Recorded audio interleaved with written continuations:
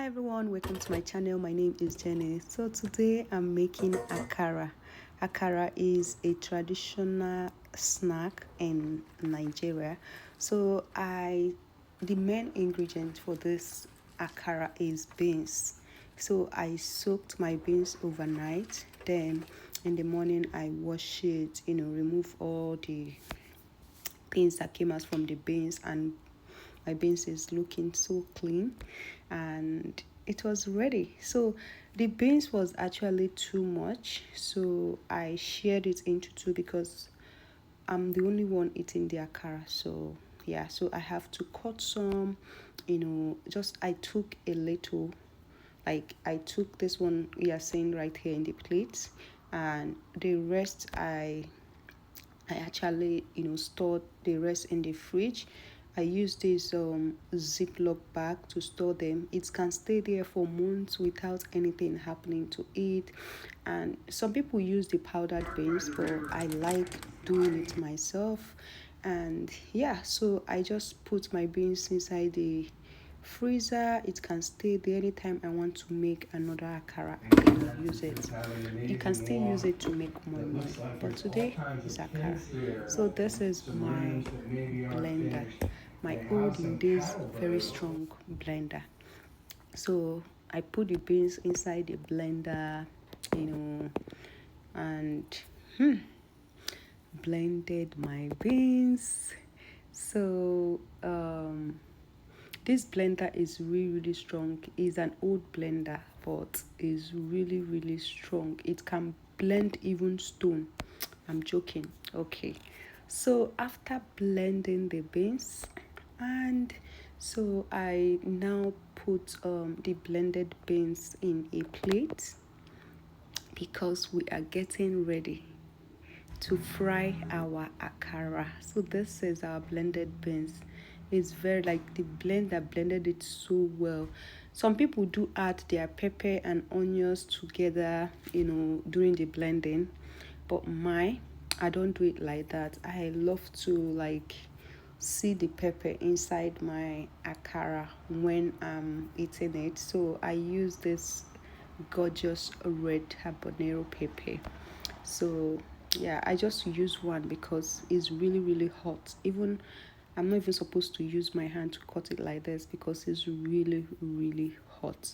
But anyway, yeah, so after cutting my pepper like this, I cut some onions, then I added a little salt to give it, a little taste, not too much salt.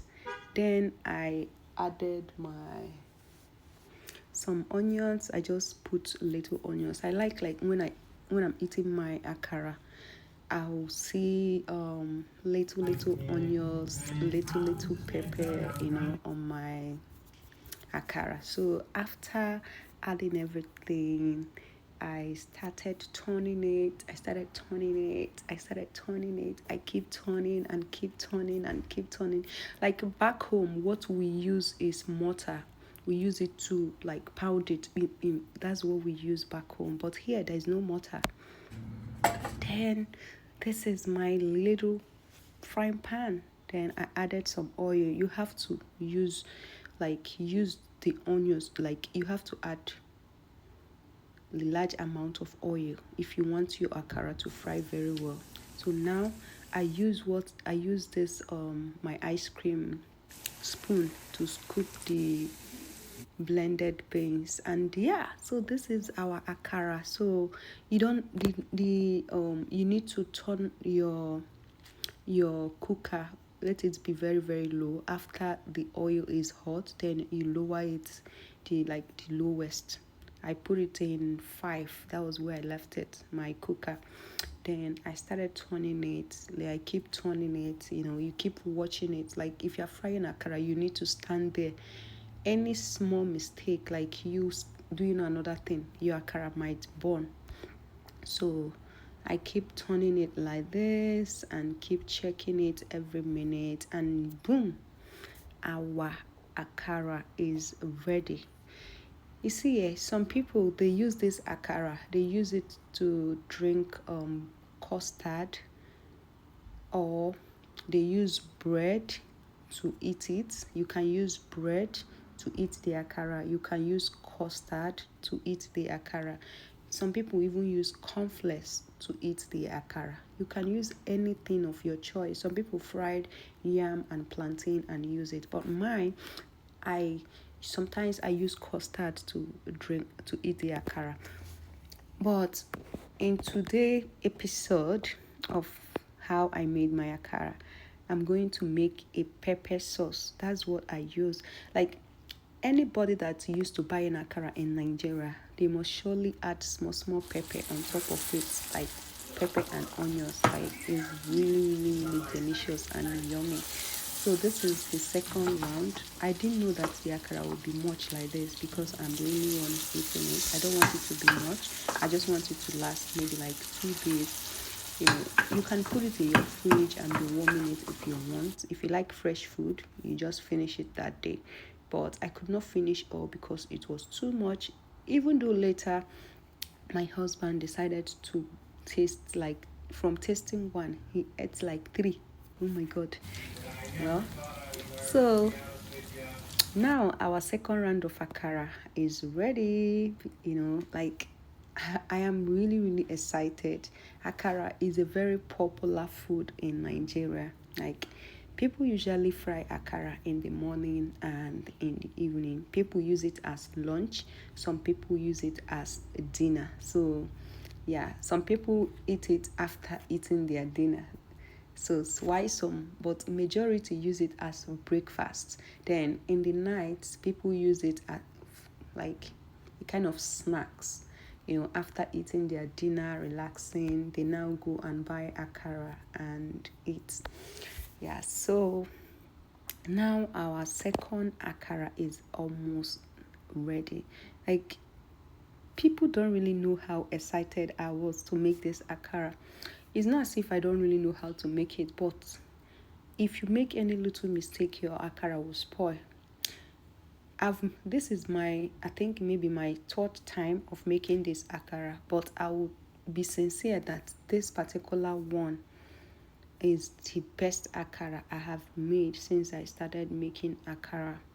Because it's not everybody that knows how to make akara. It's not really easy. You might make it because if you are blending your beans, you don't need to add too much water. You need to just small drop of water so that your beans will not be watery. If it's watery, that means you can't use it to fry akara because the akara will scatter everywhere inside the oil and it will not look fluffy like this. It will just be like you are frying chin chin. It will pieces. So the best thing is just to add a little water when you are blending your beans, because if you add too much water, there is no how that akara will come out well. So I've been making that mistake until my husband told me that I don't need to add too much water, because the last one I made, I cried because I took my time to do the beans, everything, and washing, cleaning. You know how the process, and at the end of the day, the whole akara spoiled. Not even one that is good. I really cried. I cried. But thankful, I learned my lesson, and this particular one, I did not add so much water when I'm blending my beans. I just added one small tiny water, and boom, everything blended well, and the blended beans was very thick. Like I now said, oh, this is it. This is the real way to like blend my akara. So here, because the oil is hot, so I keep turning the akara, to make sure that it's not burning. But finally, our akara is ready. Like the color itself will tell you that this is the best akara I've ever fried. Like even the color was really tempting. I could not believe my eyes that I can do this. But guys, I did it. The akara is looking so yummy. Like when I said yummy, it was looking yummy. So the next step now is to to make my pepper sauce. So this is our akara. Yay! Are you seeing it? It's looking so colorful, very neat and good, right? Okay, so the next step is this. So I added some pepper and some onion to make my sauce that I use to eat my akara. I want it to taste like those ones who eat back home. Like your mother will just give you 100 naira, 200 naira, or 50 naira to go and buy akara and yam. It's very, very good. Those women, they use this kind of mortar, but their own is the bigger size. So here I added some onions and boom, I was using my hand. Like, I love to pound like this. It's just that in this Canada, it's very, very difficult to see a big mortar. Like, we Africans, we like to pound like this because it makes things more traditional. It makes me to remember my beautiful home. It makes me to remember my country. It makes me to remember my country. It gives me this traditional food feeling. Like, I like if I want to make a traditional dish that everything should be made with traditional spoon, traditional pots, everything tradition. Say, and the food itself will be tasting the way it's supposed to taste. So now I pounded until I noticed that, okay, madam, it's okay, stop pounding before you break the ties. Yeah, so this is it. So the pepper was really, really hot. Like, when I mean hot, but it's giving it that sweet taste. Imagine hot pepper with akara. Oh my god, that is heaven on earth. Then you have to use the oil from the oil you use to fry the akara. So there I added a little bit oil and a pinch of salt, and boom, our akara sauce. And I added curry. I know a lot of people don't add it, but I was just being extra, so I just wanted it to be more colorful. So I added a little curry, and guys, this is our sauce and our akara. Oh my goodness, akara! Oh my akara! I love this food so much. It reminds me of my grandmother. It reminds me of a lot of people. It reminds me of my late father, because we always buy akara. He always give us money to buy akara in the morning, and bread we use for breakfast. Even if we are drinking tea, we buy akara. Sometimes we fry it on Saturdays. Everybody will be at home. My mom, my siblings, and my sister Choma will be frying akara. Mostly Saturdays, we eat akara. We fry the one we fry it ourselves, like on Saturdays, because everybody will be home on Saturday. Nobody's going to work. Nobody's going to school. Honestly, eating this akara on this table reminds me of my late dad. May his soul continue to rest in peace. It reminds me of my late grandmothers, my mother's mom. May her soul continue to rest in peace. It also reminds me of my grandfather of blessed memory. May his soul continue to rest in peace, because each time we go to our maternal home, and if it's a market day, like in my community or in my country, we have what is called Ore Afo Nkwo. This is the 3 market.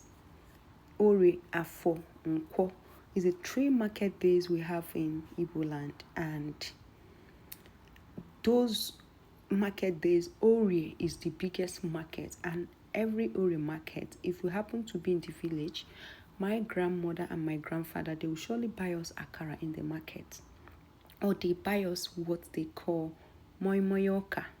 They use corn to cook it, but akara is the highest they do buy for us. Honestly, I'm really feeling so emotional, because some of our family members, we are not going to see them again. They have gone years ago, but the only thing we can remember them for is all those memories that we shared with them. So after frying all my akara and everything and cooking all the things, so I have to wash my dishes. I don't like a messy kitchen. So this is me here trying to wash all the dishes that I use in making akara. You know, akara is not easy. You have to prepare yourself to make it because you use so many plate cups, like, yeah. But it's good when you finish cooking, you wash your dishes. Don't be like, oh, I'm tired.